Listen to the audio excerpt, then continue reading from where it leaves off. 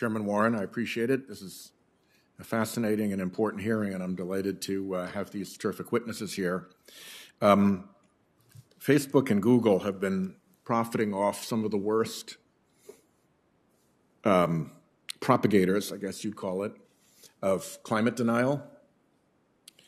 The Center for Countering Digital Hate finds 10 fringe sites that fuel 69% of climate disinformation on Facebook. So with a little bit of focus, they could address this problem if it's only 10 major propagators. Google itself makes millions from Google ads that it runs alongside climate denial content as if it were legitimate. Mr. Lin, can you talk a bit about how our information ecosystem suffers when a handful of companies control what people see and how they perceive reality, what a communications monopoly means in a world in which there is so much deliberate climate denial propagated by industry? Thank you, Senator. Thank you, Senator. No, yes, this is a fundamentally important issue. I mean, what we see today, one way to answer the question is to understand that Google and Facebook today these are the communications corporations of the 21st century. These are the AT&Ts and the Western Unions of the 21st century. AT&T and Western Union, they were prohibited by law from manipulating how people spoke to one another. Google and Facebook, their business model is based on manipulation. The reason they take in the data is in order to manipulate you. They are massive manipulation machines. The way they make their money is by renting out the manipulation machines and calling that the money that they receive, they call it advertising. So what we have is in the midst of our society, rather than sort of networks that connect people and empower people to speak with one another and interact with one another, we have machines that are designed to set people into conflict with one another, to feed them false information, to determine how people vote, and so what we have, yeah. So they're ready, willing, and able tools for false information propagators. When they were established, I think the idea was that these systems would be used by Procter & Gamble to sell soap and Tide. What they now do, however, is they rent themselves out to Vladimir Putin, to climate deniers, to the Chinese Communist Party, whoever comes along. Let me switch to the data that you're talking about that they have gathered and ask the witnesses who spoke about data privacy and data brokers.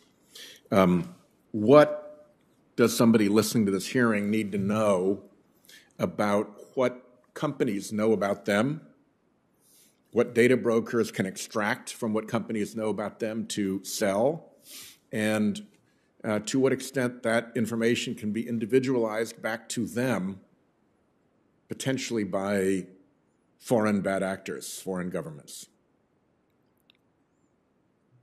Mr. Sherman is going for his microphone. Go ahead.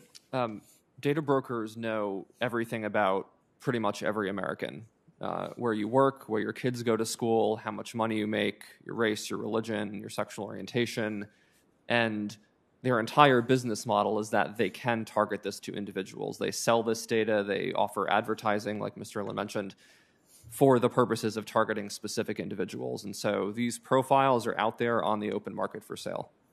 And if you were running a psychological warfare operation involving American public officials or American CEOs or various kinds of decision makers in American society, how valuable a tool would that be if you were a foreign government to be able to look into people's lives and understand not only what you directly know, but what conclusions you can realistically draw about what their shopping habits are and so forth?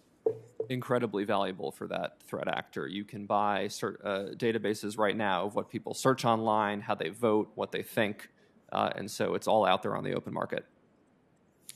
My time is up. Thank you, Chair Warren.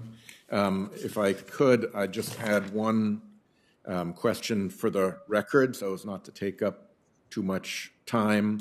But one of the things we hear in the Finance Committee a lot, our chairman has joined us, Chairman Wyden, and he's very active on this subject, is that if we make big American companies pay a fair share in taxes, that will make them uncompetitive against foreign big companies.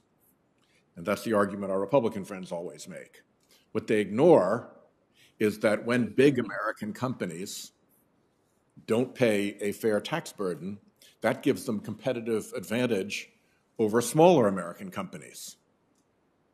And obviously that plays out in this tech world because you have Apple and Google who've come up with, what do they call them? The double Irish and the Dutch sandwich and all these peculiar tax tricks that they use to avoid paying their fair share.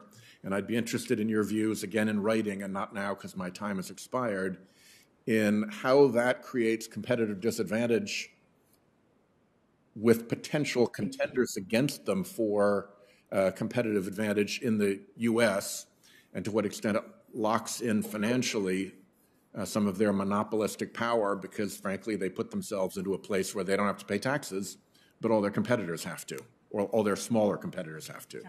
Thanks very much. Appreciate the attention to that question in writing. Yeah. Thank you, Senator Whitehouse. A very thoughtful question.